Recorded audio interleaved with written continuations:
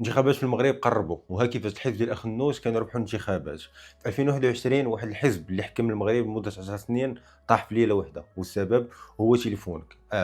البي جي دي حكم المغرب من 2011، ولكن في انتخابات وحده طاح من 125 مقعد لغير 12 ديال المقاعد. في المقابل ليريني طلع من 102 ديال المقاعد في نفس البلاد، نفس الناس اللي صوتوا، ولكن النتيجه تبدلات كامله.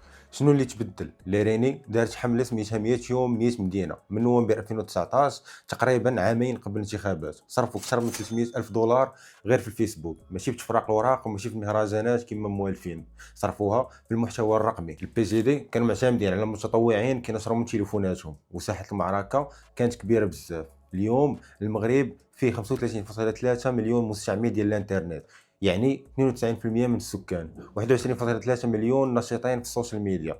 تيك توك بوحدو كيوصل 14.6 مليون بالغ، يعني 54.7% من الكبار في هذه البلاد.